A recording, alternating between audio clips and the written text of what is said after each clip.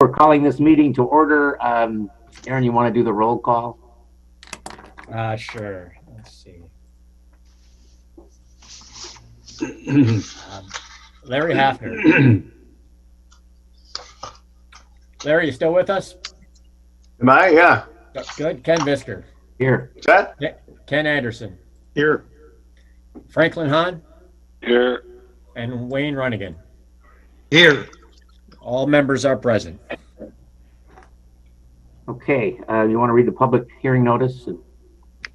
Well, prior to that, we could do minutes at any point in time, but the first item we should address tonight would be the election of a chair and a vice chair for the 2021 year. Or at least that's what I'm advising the board to undertake. Do we have any nominees for chairman? I nominate Ken Anderson. I'll second it. Any other nominees for chairman?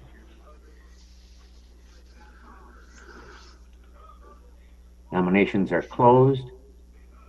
We have Ken Anderson for chairman. All in favor signify by saying aye. I'm going to do a roll call. If you don't mind. Okay, we got to do everything roll call when we're resuming. Larry Hafner? Yes. Ken Visker? Yes. Ken Anderson? Well, I guess it looks like it'll be yes. Franklin Hahn? Yes. And Wayne Runnigan. Yes. And now I would encourage you to do the same process for a vice chair. Nominations for vice chair.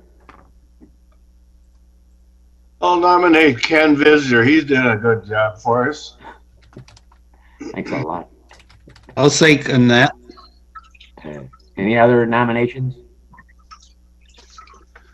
Okay, you want to do a roll call? Larry Hafner. I agree. Ken Visker. Yeah, I guess. Yes. Ken Anderson. Yes. Franklin Hahn. Yes. And Wayne Runnigan. Yes. Okay. Okay, then I suppose I'm take over from here. You're driving, Ken. Go right to that variance hearing because it's 6 o'clock. Sure. I will read the public notice, and then Amelia will walk you through the board packet and the process from there. Please take notice that an application was received from Jared Lemke and Andrea Langen for a variance of feedlot setback requirements. A hearing on this application will be held at 6 p.m. on Thursday, the 25th. Due to the pandemic, the hearing will be held in a hybrid format with both an in-person and virtual option pursuant to Minnesota statutes. The in-person option will take place in the commissioner's room in the historic courthouse. Attendees must adhere to county social distancing and face covering policy. The virtual option utilizes the Zoom platform. Anyone wishing to attend remotely may do so through the Zoom platform. All persons having an interest in the matter will be given the opportunity to submit comments relative to the granting or denying of said application. Comments should be mailed to the Environmental Services Department or emailed and must be received by February 16th. Comments in regard to the petition received by the state will be part of the public record and will be made available for review by the Board of Adjustment prior to the meeting. And this was advertised on February 10th. And I'll turn it over to Amelia. Okay. Can you guys hear me? We can hear you better than Yep. Okay. Aaron. So Jared and Andrea just recently sold off a portion of their family farm, and now all they have left is 319 acres of vacant ground. Because they still like to come back and hunt and use the land, they would like to put up a shed, and then as part of that, he was looking for some kind of living quarters. Because what they were looking for is a little bit more than what requirements than of a cabin. It automatically bumps them up to a dwelling, and so with that, then they have to meet all the normal dwelling standards, one of which is the feedlot setback.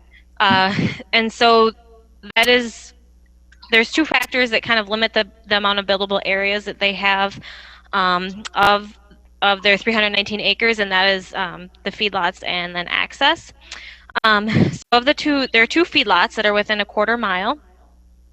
They're both, since they're in shoreland, they're both required to register, even though they do have a smaller amount of animal units than what you may find, I guess, more commonly. One is to the north, and that one has 21.6 animal units of beef cow-calf pairs. And then the second one is to the south, and that's another sorted various sizes of beef cattle, and that's 52.5 animal units. And that owner actually, that the feedlot to the south used to be the Lemke, the home farm. And the person that currently owns that had actually rented that ground for approximately 15 years prior to purchasing it this last fall. So the Planning Commission, which was acting as the Feedlot Advisory Committee, did go out to the site, or we had 6 members of the 7 go out to the site. That memo was, or there is a memo with including their comments, and I'll touch on that a little bit, or Aaron might. I guess aside from that, there are a couple other options for building for the site that you'll notice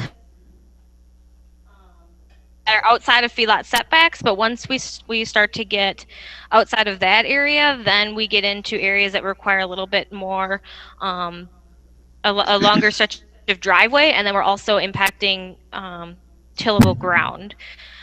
But this site is it is in shoreland, and with that there are different or additional building standards that will be addressed during the zoning permit process, but is outside of floodplain, and elevation should be high enough that it's not affecting the flood elevations. And there is currently an access, a field road access, off of Looney Valley Road, and so they plan to utilize that if they can. If they cannot, they will build another one off Looney Valley, but it does have to be off of the township road and not the county. Did you want to go through the feedlot memo right away, Aaron, or should we include that with comments?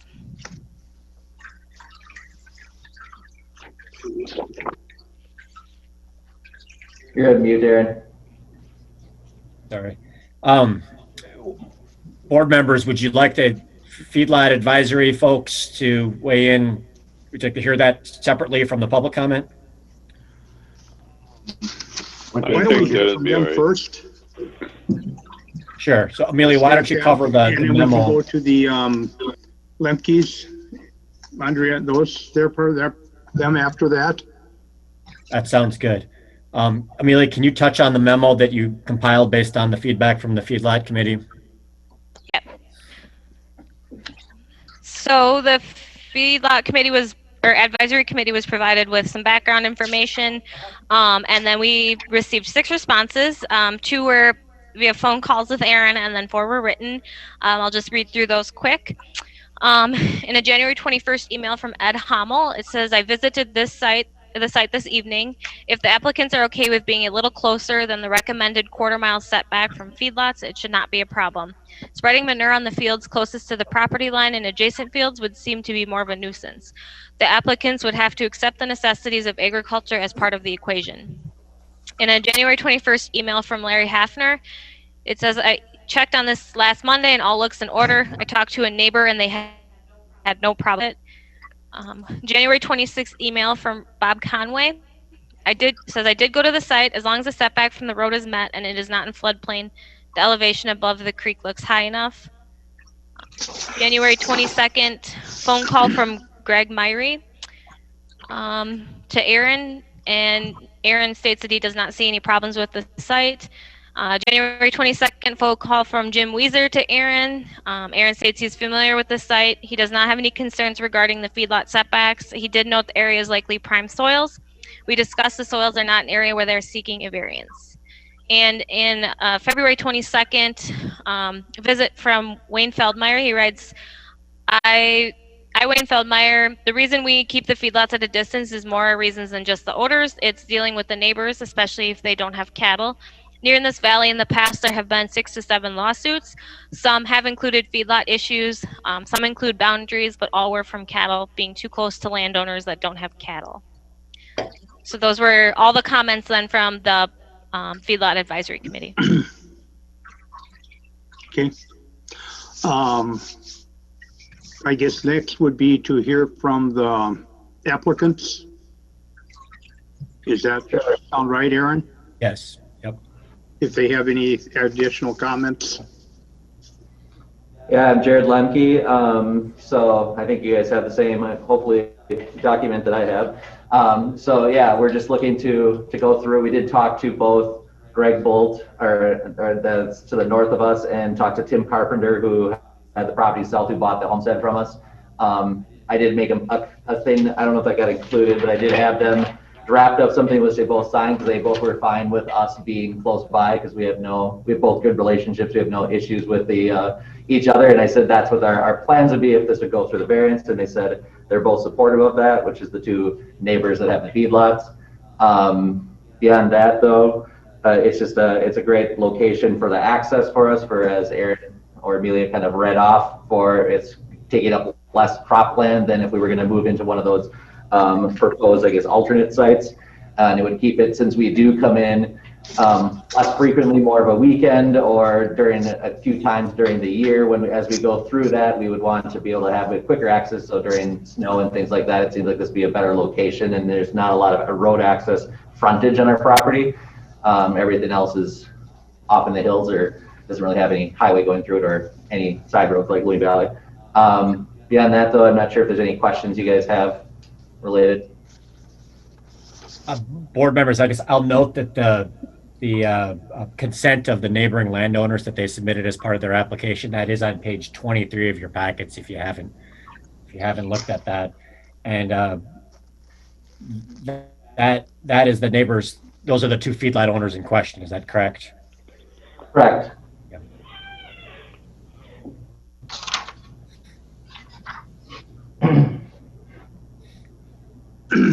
The type of structure you're building, planning on building, it's a combination housing and shed. Is that what I'm thinking? Or yeah, it's like I guess they term it as shouse. So it'd be kind of a pole shed with like a portion of it we would use as our shop for some of the remaining equipment we have out there, plus for our few toys, I guess, and then like having some space on part of it just to have framed out, so when we have like deer camp or family gatherings out there, we have a few bedrooms and bathroom and whatnot, so we can actually clean up as we're out there and stay for longer than in a tent. okay. Any other questions from board members? Yes, I have one. Wayne Ronigan. Wondering, where's that field road going to that building, and how big is that building going to be? The field road you can kind of see on the map, I guess, it's the one that's got the floodplain. You can kind of see it called out. There's the red box that's drawn, and there's a tiny little inlet going north. Gary, can you reference the page number? There's a red number. Should be a red number in the corner. For what you sent me, it was page 4, but I don't know if this is the right document. Otherwise, I can hold it out. But there is Okay, is that right below Tim Carpenter's farm? Off the gravel road? It's on the right as you turn off County 9 onto Louis Valley Road. And Yes. Before you go over the bridge, and then it would hit our old homestead, which is now what Tim purchased. So it's north of where Tim has. So it won't be crossing the creek? No. It's we own the Okay. field right south of Greg Bolt, and it's before you cross the creek. That's Sather Creek or whatever that is. Okay. If you Any go up idea on- what size? We're looking at probably something around like 70 by like 120 is what we're specking out, but we're not quite sure on the final. But that's what we're looking at, where we would keep some sort of lawn building, and then Majority of that would be pole shed, like the shop side, and then it's all going to be like one of those steel buildings, and then have one end of it would be the house portion for the dwelling, so we can have a bathroom and some water. Okay, Sewer and water, I suppose, would come under his permit, Aaron? I'm sorry, could you repeat? What's that? Any sewer and water issues would come under his permit? Yeah, he's not seeking any sort of variance from those standards. And should his variance be granted, and he would then submit an application for a zoning permit for a house. And at that point, he would have to do a septic application depending on his design flow. I think we were looking at, when I talked to Aaron before, doing one of those, just a tank for the amount of usage out there that we instead of having, since it's near field, we wouldn't want to do any runoff with a mound system or anything like that. So we were just going to do a buried tank. The last we spoke on it, yeah. No more Okay. questions for me. Any other questions for Jared?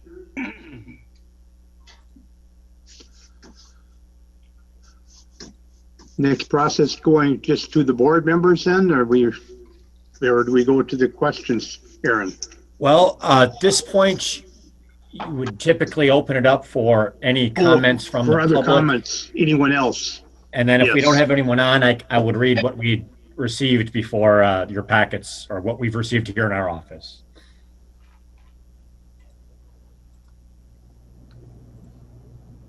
Anyone else want to comment?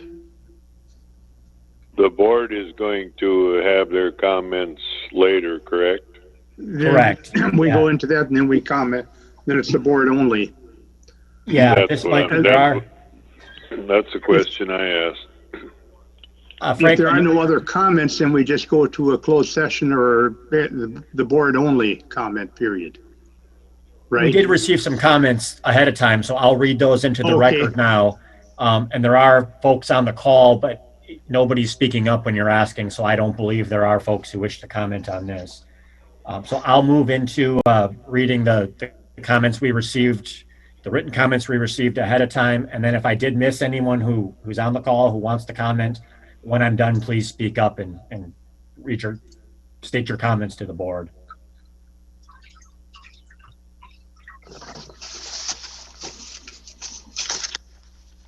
Okay.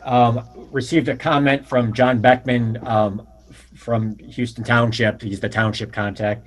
And he indicated that he talked to Jared and he looked at the site and it should be fine.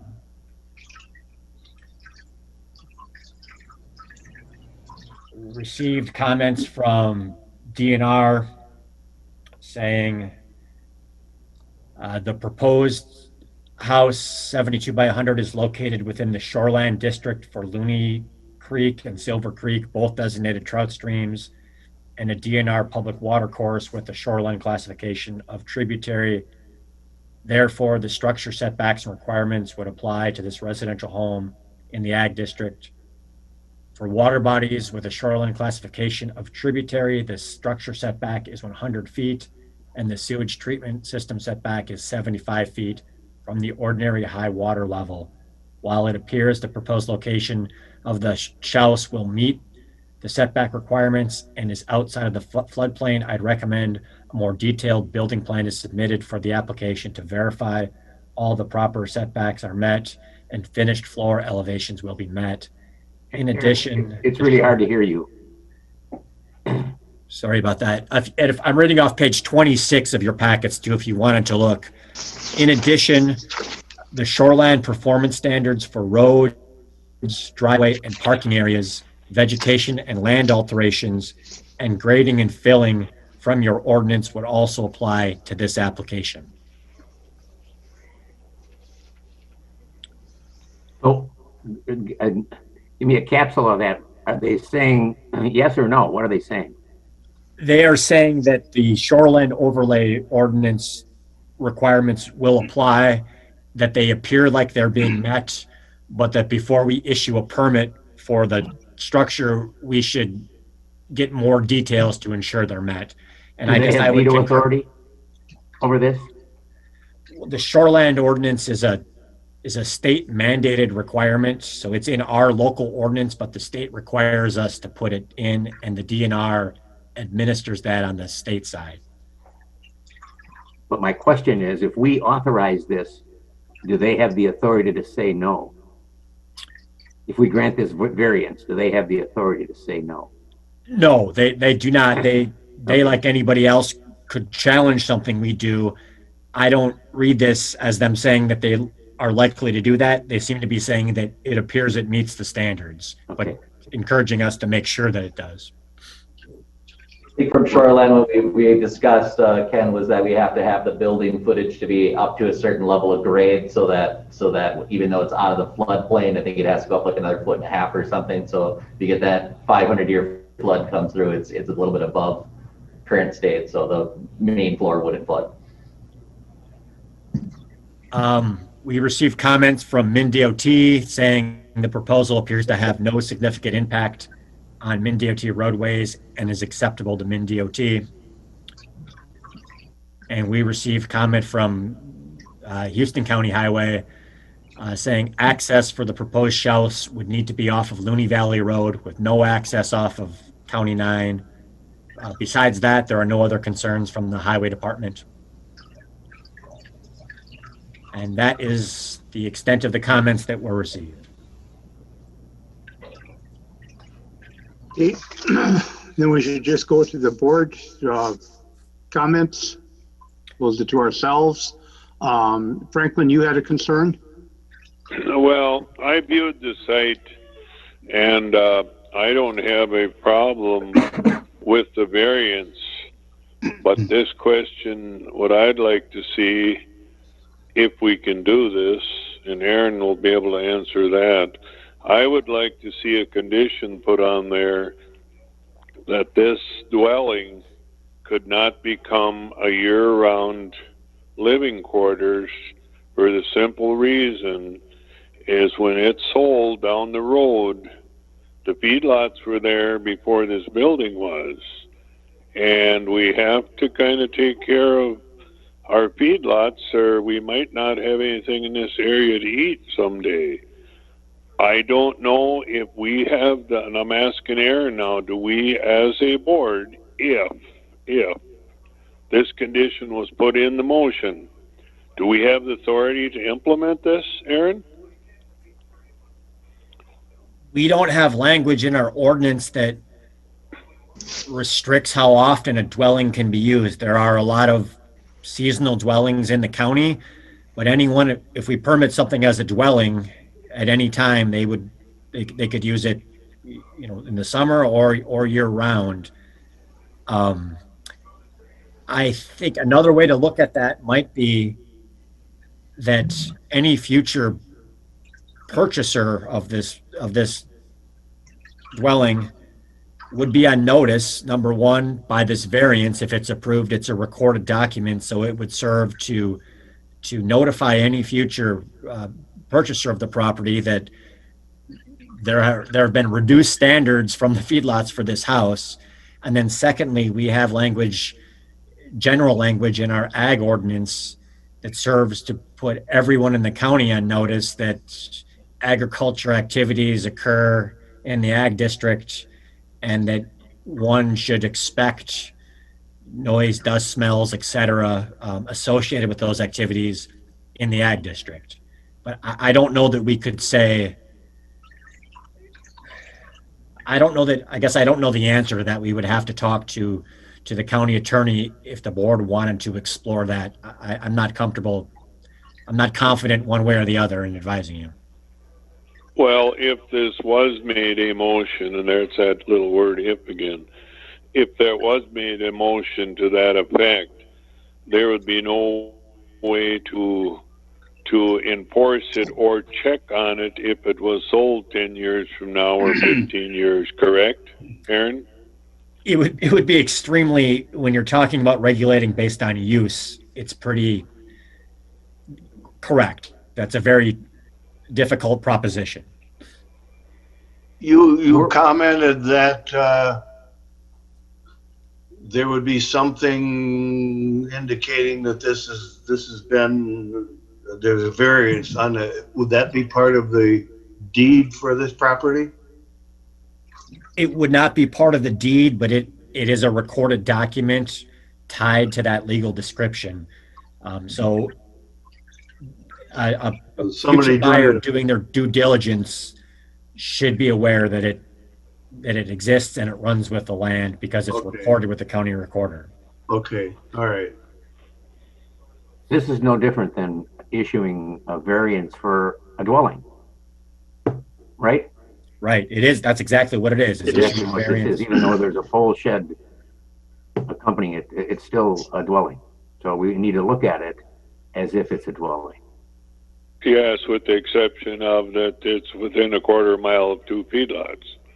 That's a little different than just a dwelling. Well, it's still a dwelling. And whether we want to issue a variance for those feedlots for a dwelling is the question. But it's still a dwelling. I guess my biggest concern is if one of those feedlot operators then wants to upgrade and do buildings, then they have to get, right now, they would have to come and get a variance if this was approved. And I would really like to see somewhere where this, if we grant a variance to a feedlot, then that property is no longer a factor when the feedlot wants to upgrade but not necessarily expand an existing feedlot. Where they could do, all they need is a building permit to do some upgrades. But I mean, that's not something we as a board can do. That's something the planning commission would have to deal with. The way I see it. I don't understand. You said it'd be upgrade versus expanding. Well, if you wanted to put up another different building to cover part of your feedlot. Okay. Now you need a building permit for that, but now you've got a house within that. And now you got to go through the variance, that extra cost of going through this hearing.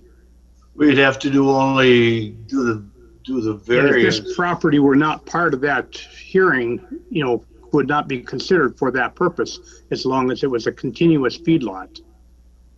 That's what I would like to see, but it's not something we can put the stipulations in. It's something that has to be amended in the zoning, I believe. Yeah. And if it were I've often thought about that when these feedlot owners do that, they're to a great extent eliminating their ability to expand. I guess the question becomes, what effect does a dwelling have on future feedlot expansions or changes within that Well, they'd have to get a variance before they could expand, I assume, right? Yeah, but I'm I asking don't- Aaron. Yeah, that was a good question. I was going to ask him the same thing. Yeah, that's one I don't know. And how much of an expansion is allowable without changing your feedlot permit anyway? Aaron? Yeah, we have a fairly detailed policy written up on that. I'll try to cover it here. If it's simply an upgrade and not an expansion and not getting closer to the dwelling, I don't know if so. The rule says feedlot setback from residential dwellings, new feedlots, and the expansion of existing feedlots located within 1/4 mile of dwellings other than the owners, the operators, or their family members' dwelling may be reviewed as a site-specific variance. So because it said may, we wrote a policy up to say how we will interpret that. The variance requirement is discretionary. The zoning office will require variances for feedlot setbacks from existing dwellings in the following circumstances. So any new feedlot, when determining if a variance is needed, sites that have not contained animals for a period of 5 years or more shall be considered new feedlots. All feedlot expansions that include construction of total confinement barns, unless a previous variance has reduced the setback and the proposed expansion will not encroach in the reduced setback. Now, this one has a caveat that says the variance can be waived based on zoning administrator and feedlot advisory committee recommendation. So we've used that a couple times in the past where if both the zoning office and the Feedlot Advisory Committee both feel that a building can be built and a variance is not appropriate, we fall back and rely on that may word in the rule and say that in this case it's not. 3, all feedlot expansions that include construction of any building that farm animals have access to, unless a previous variance has reduced the setback and the proposed expansion will not encroach in the reduced setback, or unless all of the following criteria are met. The total animal unit capacity is less than 50 for areas outside of shoreland and less than 10 for areas within shoreland. I'll note that this area is within shoreland. The quotient of the distance of the proposed building to the nearest existing dwelling divided by the animal unit capacity is less than 26.4.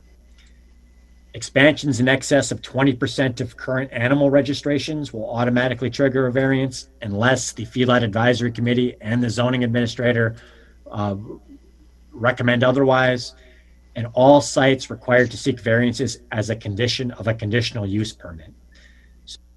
So that is a fairly complicated policy. We've changed that numerous times over the years. When a situation has arisen that's highlighted a weakness or a flaw in the way we've approached it. So in this case, if they were looking to replace a building or cover a lot, that could be, and they weren't getting closer to the house, that could be waived if the Feedlot Advisory Committee and the zoning office met on site and agreed that it could be waived. And every time we've had those meetings, that is the outcome that's occurred. But if they were proposing an additional new building that would say double the number of animal units on the side of the feedlot closer to the house, then we would be looking for them to go through the variance process in the same way that they would if this variance had never occurred.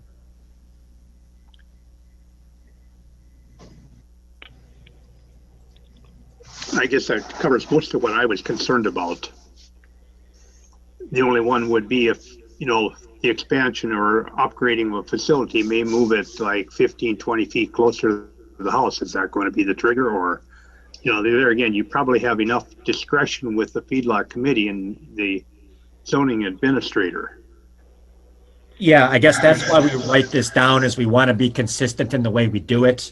But we've tried to walk the line between protecting the future rights of the owner of the home with the rights of the existing feedlot owner to find out, how can they both be properly served by the ordinance language. Okay. Any other questions from the board? Comments that you want to make?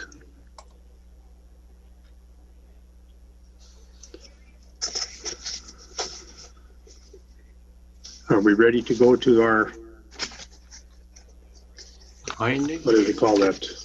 Finding? Finding of facts.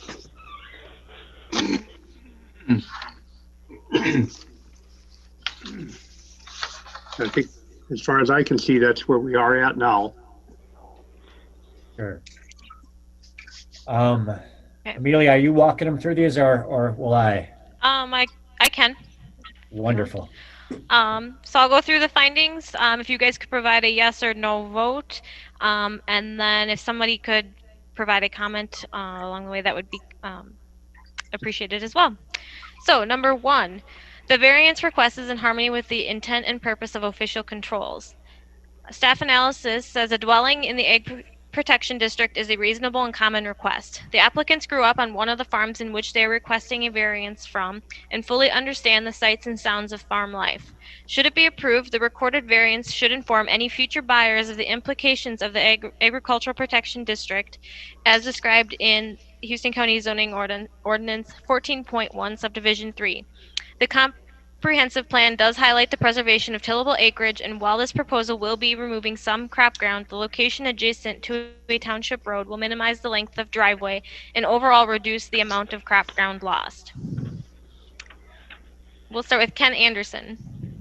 Yes, I agree. The proposed site minimizes the loss of cropland, and that would be lost because of a longer driveway to get out of the feedlot area.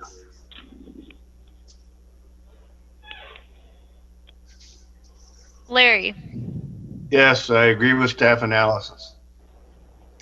Franklin, I agree. Brian. Whoops, sorry, reading an old list. Wayne, Yes, I agree with the staff. Ken, I Visker. agree. I agree. All right. Number 2, there are practical difficulties in complying with the official controls, and the proposed use of the property is reasonable. Economic considerations alone do not constitute practical difficulties. Staff analysis says the dwelling is a reasonable and common request to accompany acreage in the agricultural district. The applicants wish to retain as much ground in tillable acreage as possible, and this location allows them the ability to build close to a township road, which reduces the amount of tillable acreage lost. While they do have property off Watercrest Drive, ground near that township road falls within an unoccupied or within an occupied quarter or does not meet slope requirements. In addition, other locations adjacent to County 9 would still require a feedlot variance unless they put in an extensive driveway.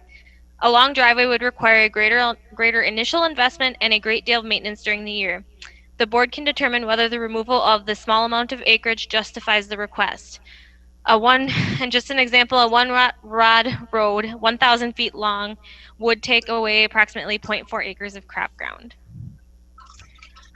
Larry, I agree with staff analysis. Franklin, Yes, I agree. I looked at that site where they'd be out of the feedlot, but there they'd be way up in the block over to the east, and there they would run into erosion problems because of the slope.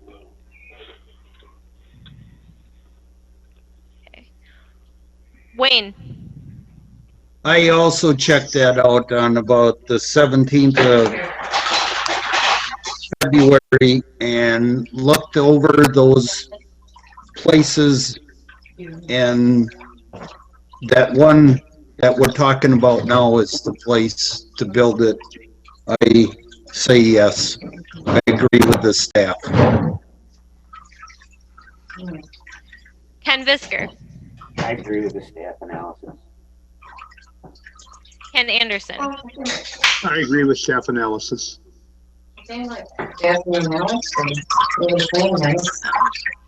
3, the variance request is due to special conditions or circumstances unique to the property and not created by the property owner. As can be seen in Figure 1, this farm is unique in that there are a number of small farms nearby County 9, as well as limited access from roadways to open and buildable quarters. Area outside of feedlot setbacks would require extensive driveways.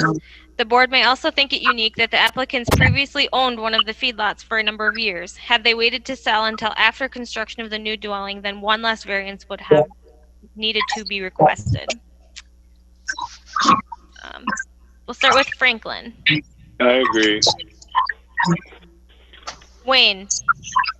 I agree with the staff. Ken Visker. I agree. Ken Anderson. I agree with staff analysis. Larry Hafner.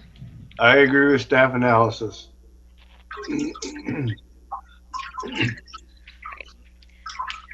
4, the variance cannot be alleviated by a reasonable method other than a variance, and the minimum variance which would alleviate the practical difficulty is sought. There are multiple registered feedlots in this area, and it is not possible to move the structure within the general area of the proposal to avoid a variance to one feedlot and not the other. In order to avoid any setback area and alleviate the variance process altogether, the applicants would have to move their building to an alternative location that would require a long driveway and removal of a greater amount of crop ground. We'll start with Wayne this time.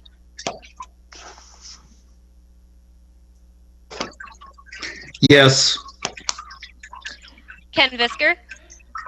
You know, I guess even though there's some issue about the future, I'm confident that the feedlot committee and the zoning office has looked at this. It's so complicated that I don't feel comfortable in trying to interpret it. So I'm going to rely on the Feedlot Committee and the zoning office, which both supported this. So I agree. Ken Anderson, No, I agree with staff analysis. Larry Hafner, I agree with staff analysis. and Franklin. Yes, I agree. 5, the variance will not alter the essential character of the locality nor substantially impair property values or the public health, safety, or welfare in the vicinity. A dwelling on agricultural acreage is a common request in the Ag Protection District. This proposal is likely to increase property values and is consistent with other farms and rural properties in Looney Valley. Ken Visker, I agree. Ken Anderson, I agree with staff analysis. Larry, I agree with staff analysis. Franklin, Yes, I agree. Wayne, Yes, I agree with the staff. and 6, the request is not a use variance and shall not have the effect of allowing any use that is not allowed in the zoning district, permit a lower degree flood protection than the regulatory flood protection elevation, or permit standards lower than those required by state law. Staff analysis says reducing a feedlot setback is an area variance and a dwelling is a permitted use in the Ag Protection District. The request does not affect flood protection elevations and standards required within the shoreline district. This project borders both Silver Creek and Sather Creeks and is outside of floodplain. Ken Anderson, I agree with staff analysis. Larry, I agree with staff analysis. Franklin, Yes, I agree. Wayne, Yes, I looked at it and I agree it's out of the floodplain. Ken. I agree. Right, that concludes your findings then. I would make a motion that we accept the findings as presented. I'll second it. Okay, we have a motion and a second to accept the findings. Need a roll call vote? Ken Anderson, Aye. Larry, Yes. Franklin, Yes. Wayne, Yes, Ken Visker, Yes.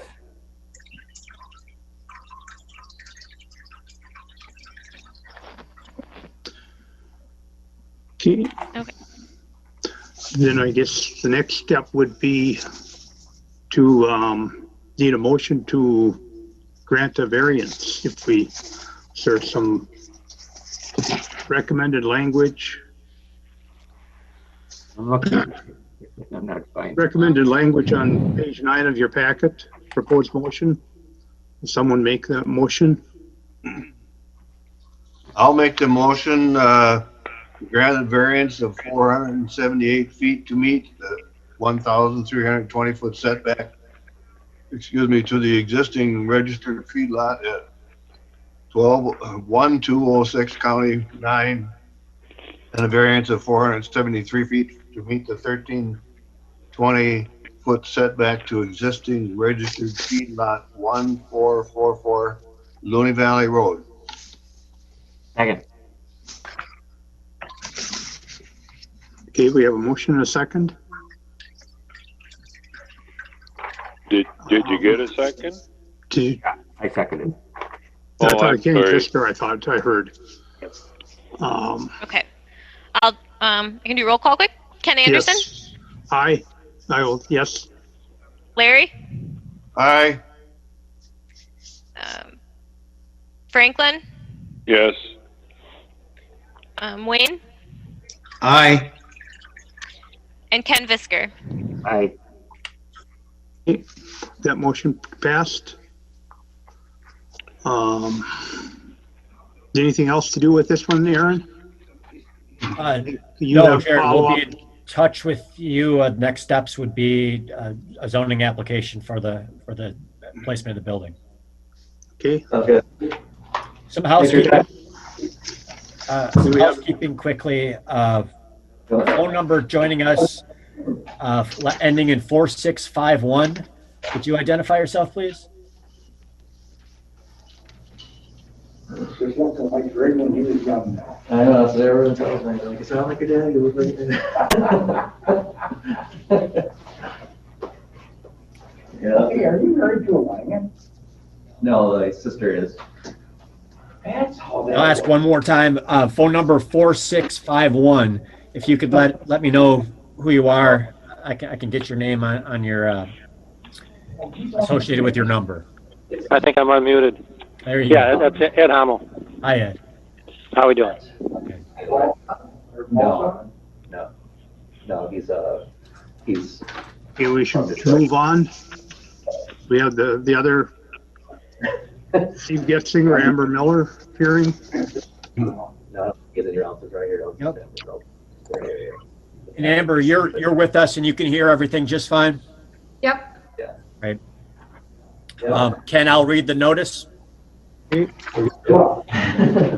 Please take notice that an application was received from Amber Miller and Stephen Getzinger for a variance of setback requirements. This variance would reduce the property line setback for an existing building. A hearing on this application will be held at 6:30 on February 25th. Due to the pandemic, the hearing will be held in a hybrid format with an in-person and a virtual option. Anyone wishing to attend remotely can do so through the Zoom platform. All persons having an interest in the matter will be given the opportunity to submit comments relative to the granting or denying of the application. Comments should be mailed to the Environmental Service Department or emailed and must be received by February 16th. Comments in regard to the petition received by this date will be part of the record and will be made available for review by the board prior to the meeting. And this was also advertised on February 10th. And again, Amelia prepared your staff report for this request, so I will turn it over to her for a summary. So Steve and Amber purchased this property last year, and they were hoping to put an addition on to the house and do some work there. And upon submitting a zoning application, which sparked a parcel review, they found out that there's a building on here that has too close to the property line. So in 1993, this was all one large farmstead, and there were, at one point it looks like there were multiple outbuildings, but then in 1993 they parceled off and sold the house with this granary, and then left all the tillable acreage, and there were a couple buildings on it at that time, but those have since been demolished, and it's all in crop ground right now. At that time, or shortly after that, then there was a permit issued, and for an addition onto that granary, it does cite that there should be a 50-foot property line setback at that time, but we're not sure what happened there. It's possible in looking at the old aerials that they maybe just thought it was what lined up with the tillable acreage, or the split between the tillable acreage and the homestead, and it looks like at that point it was a little bit more easterly. So because that parcel split then took place after the zoning ordinance was in effect, it's not considered non-conforming, and they need to have it up to current standards. And so that is why we're here today. Other than that, the parcel's in compliance. The house itself is in compliance, and even with the addition that they're proposing, that'll be compliant. And there is a site plan on page 2. I think it's page 2 of your packet. So aside from just correcting this existing building, everything else looks fine for their proposal.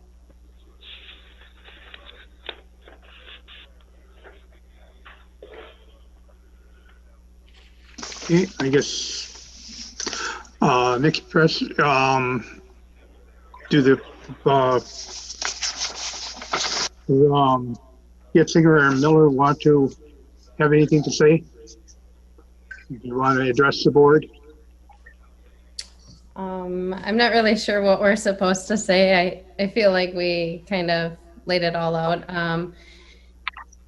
This was done prior to us. We didn't know that the building wasn't in compliance until the zoning guy came out, and I was surprised. So I guess I'm just trying to make it right so that way we can put on our garage. Are there any other people who have a comment besides on the phone?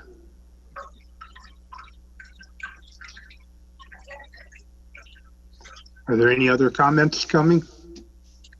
Give me one moment to. We did receive one comment from MnDOT. They indicate that the proposal appears to have no significant impact on MnDOT roadways and is acceptable to MnDOT. Okay. I guess then I'll just move on to our board group. Board members have any questions, comments?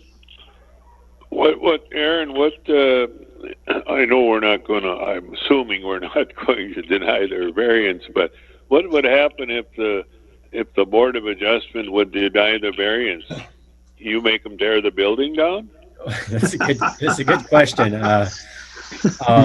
For a setback violation, there's three ways to fix it, and it is move a building, move a property line, or a variance. Thus far, we've fixed them almost exclusively through a variance.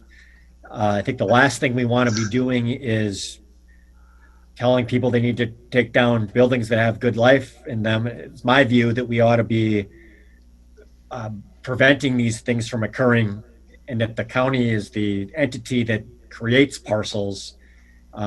We ought to be preventing splits that create nonconformities from occurring before they happen. Now, obviously, in this case, this happened in the 90s, so in retrospect, that seems very easy, but we still don't have a process in place right now to prevent these types of splits from going through.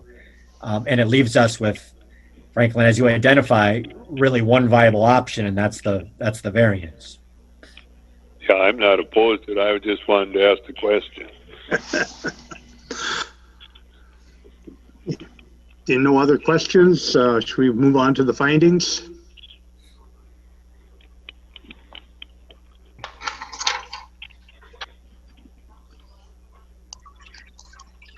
Sure. Amelia, you're going to walk them through these as well? Yep, I can do that. Great. So I will provide you guys the findings as before, if you could answer yes or no, and then provide some comment. That's appreciated. So number one, the variance request is in harmony with the intent and purpose of official controls.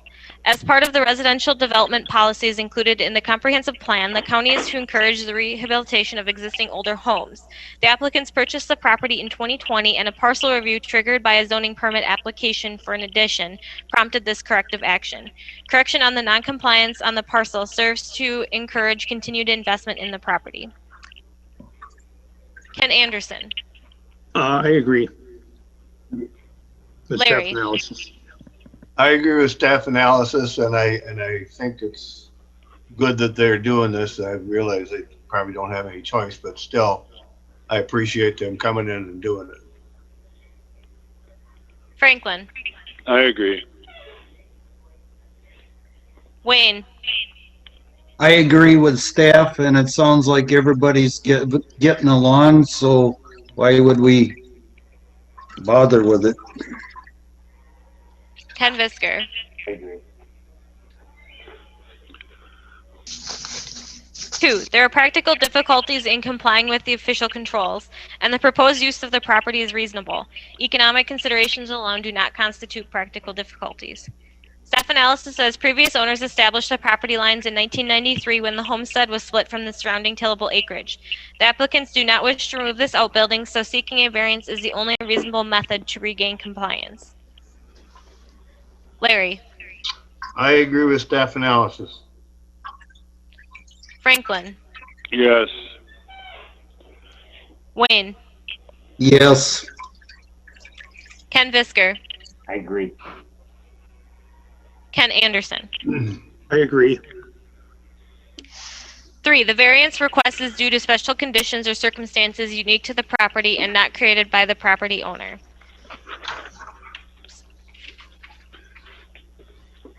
The current landowners just purchased the property in 2020, unaware of the noncompliance. It is presumed the property was split in this manner to allow the original owners to retain maximum tillable acreage and still sell off the homestead, which has transferred owners 3 times since then. Franklin. I agree. Wayne. Yes, I agree with staff. Ken Visker. I agree. Ken Anderson. I agree with staff analysis. Larry. I agree, staff analysis.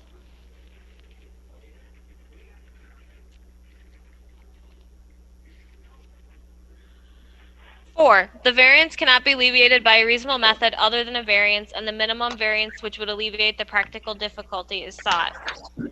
The structure is in decent shape and the applicants would like to utilize it in the future. Leaving a variance is the only reasonable option. To the knowledge of this office, this property line has been recognized between the neighboring parties for 28 years with no issue. Wayne. Yes, let's keep it that way. Ken Visker. I agree. Ken Anderson. I agree with staff analysis. Larry. I agree with staff analysis. Franklin. I agree. 5, the variance will not alter the essential character of the locality nor substantially impair property values or the public health, safety, or welfare in the vicinity. This situation has been non-compliant for 28 years with no ill effects to property values, public health, safety, or welfare. Rural non-farm residential properties are commonly found in the agricultural district throughout Houston County. In addition, the applicants are looking to improve this dwelling, which will in turn improve property values. Ken Visker. I agree. Ken Anderson. I agree with staff analysis. Larry. I agree with staff analysis. Franklin. I agree. Wayne. I agree with staff analysis. And the final one. The request is not a use variance and shall not have the effect of allowing any use that is not allowed in the zoning district, permit a lower degree of flood protection than the regulatory flood protection elevation, or permit standards lower than those required by state law. Staff analysis says that the request is an area variance and the location is not in the immediate vicinity of floodplain. Ken Anderson. I agree with staff analysis. Larry. I agree with staff analysis. Franklin. Yes, I agree. Wayne. Yes, I agree with staff analysis. Ken Visker. I agree. Okay. That concludes your findings. Need a motion to accept the findings? I'll So make a moved. motion to accept the findings as presented. Was that Larry? Motion by Yes. Larry, Sorry. Yes. we seconded. Is there a second to that? Wayne Ronigan, I'll second it. Okay. Thank you. Then we'll have a roll call vote. Ken Anderson. Yes. Larry. Yes. Franklin. Yes. Wayne. Yes. Ken Visker. Yes. Okay. The next step is to motion to grant the variance if that's our what we intend to do. I make that motion. Motion by Franklin on. as a proposed motion. Yes. Okay. You're talking to me. Yes. Do we need a second? I'll second that motion. Okay, we have a motion and a second. Call for a roll call vote. Ken Anderson. Yes. Larry Hefner. Yes. Franklin. Yes. Wayne. Yes. Ken Visker. Aye.